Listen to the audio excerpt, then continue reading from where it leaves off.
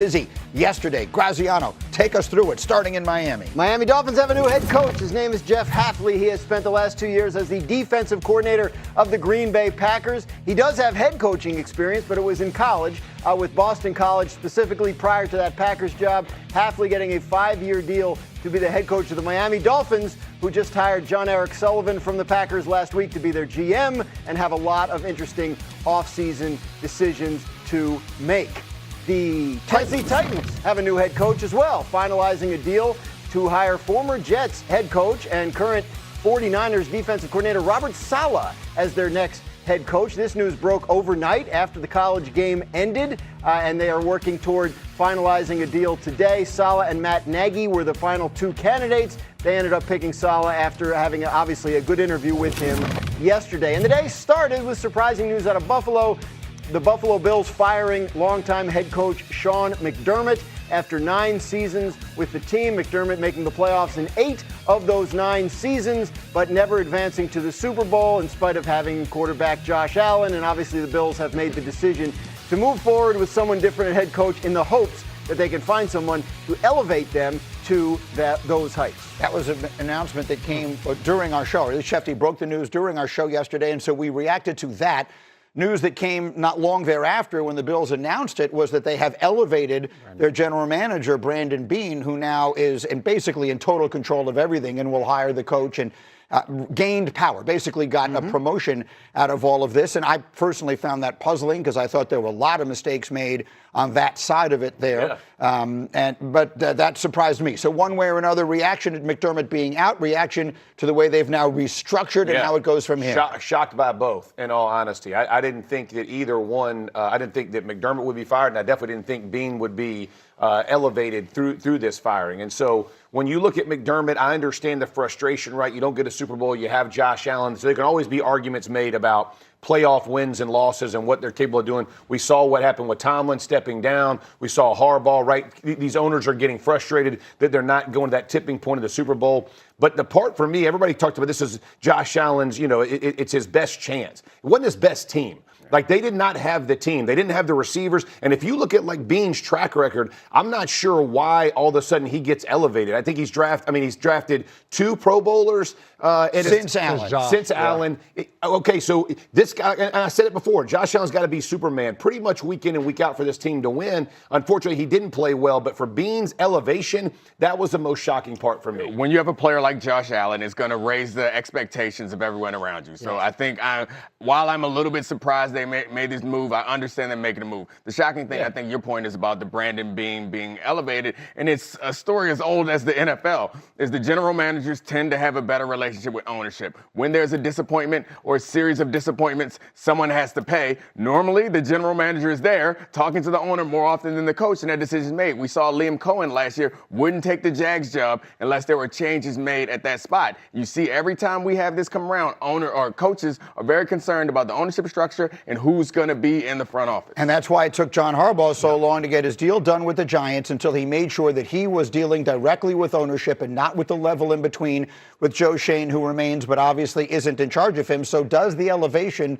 of Brandon Beane, in your mind, make the Bills coaching? Look, on its face, you have a chance to coach Josh Allen. That's the best job that could possibly come open in the NFL. But does this make it less appealing? I think it does. And I think in the sense of, you wonder when they move on from Sean McDermott, do you already have an idea of who you want to be next? Joe Brady's the offensive coordinator there. He's already been talked about as a head coach in NFL circles, has done interviews. So when you look at this and you say, all right, Brandon Beane's going to be elevated, you know he already has that relationship with Joe Brady. And I think on top of that, we're talking about this situation because of how good Josh Allen is. The fact that he has been with that offensive coordinator, they've had success as well. It almost makes sense to not allow Joe Brady to leave your building. You think about Liam Cohen with the Tampa Bay Buccaneers. He was their offensive coordinator. He leaves to go to Jacksonville. Tampa Bay not having success. There was conversations about Todd Bowles. For Buffalo now, you move on from McDermott. Do you do that in order to elevate Joe Brady with the belief that he can win? You're only looking for 2 more wins from what Sean McDermott was doing. What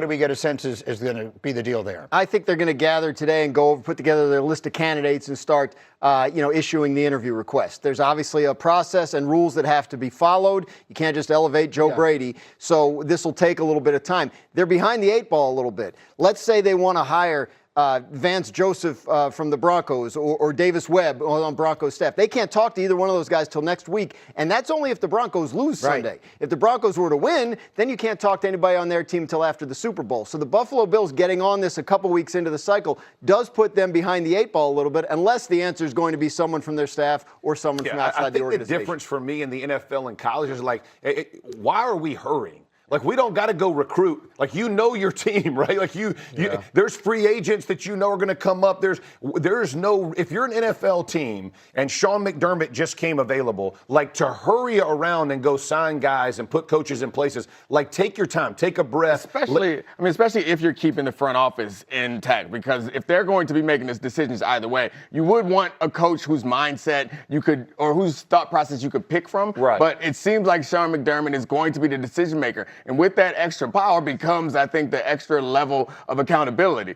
I don't think the next firing, if there is one, is going to be the coach. They're going to say, we've given you the leeway to go through a couple of coaches, and now it's on you. And then the name Bill Belichick came up here yesterday from Rex Ryan, who has been telling me, I can tell you right now, privately, he has been talking about that for years. He thinks they are enamored of Bill Belichick in Buffalo. Well, he certainly would know. Like he worked there, obviously, and with this ownership group. I would find it surprising because of what's going on with Belichick the last couple of years. I mean, in the last 3 NFL coach hiring cycles, he's interviewed with one team that didn't hire him, has since hired another coach and didn't interview him this time around. I think the bloom is off there a little bit, but it only takes one infatuated owner, so I guess we'll see. We'll keep a close eye on that situation as we go. More NFL with this. In the NFL, that carousel continuing to spin. Shortly after Hurricane Cam Ward saw his team lose to the Hoosiers, Adam Schefter reporting his Titans are finalizing a deal with 49ers defensive coordinator Robert Saleh to become their new head coach. Dolphins hiring former Packers DC Jeff Hafley, the hire continuing to follow a common trend under owner Stephen Ross. Since he took over the team in 2009, Hafley becoming the 5th straight first-time head coach hire for Miami. And the day started with the Bills deciding to move on from head coach Sean McDermott. McDermott 106-58 in a win-loss record as Bills head coach, but his tenure notably including none trips to the Super Bowl with Josh Allen as his quarterback. Got to get to the Super Bowl if you got Superman under center. We got a couple Supermen right now. Time for Overreaction Tuesday. It's Dan Graziano, Jeff Saturday. Gentlemen, good morning to you. Let's start, Dan. The Bills firing Sean McDermott. Is that an overreaction or not an overreaction, the move in general?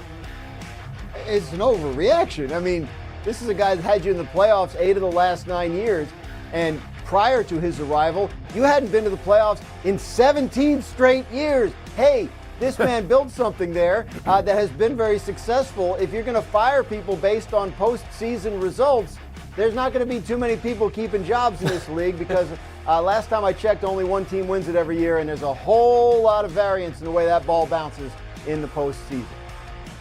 Yeah, I'll say an overreaction as well here, fellas. More for me is the timing of this thing. I felt like, and everybody made a big deal, this is Josh Allen's best opportunity and blah, blah. I didn't feel like the roster really fell into that, right? I didn't think that his receiving core was up to snuff. I didn't think that even their defense played nearly well enough that it was going to be. Now, Allen had a bad day in the playoff game that ultimately cost him, but getting there, that was the most shocking part for me. And to Dan's point, this guy has totally flipped this culture in that building and what he's done. So I was a bit surprised that it happened the way it did. And by the way, to Dan's point, Andy Reid and Mahomes have been pretty good in this run. So no Super Bowl victories is kind of a tough matchup when you look at those two. Dan, it's going to be a marquee job, obviously, because some of those pieces that coach will be acquiring. Who are some of the names we should be keeping an eye out for Buffalo? Yeah, I think Buffalo's going to get together today and start sorting that out, sending out some interview requests. So right now, the names you heard yesterday around the league are mainly speculative. Davis Webb is an up-and-coming head coach prospect who's the quarterback's coach of the Broncos. They can't even talk to him till next week, and that's assuming the Broncos lose. Otherwise, they can't talk to him till after the Super Bowl. Do they bring in a first-time head coach and a veteran staff around him in a move like that? Or do you look at someone like Mike McCarthy, who's out there and wants to coach again, who's had success as a head coach and has that experience?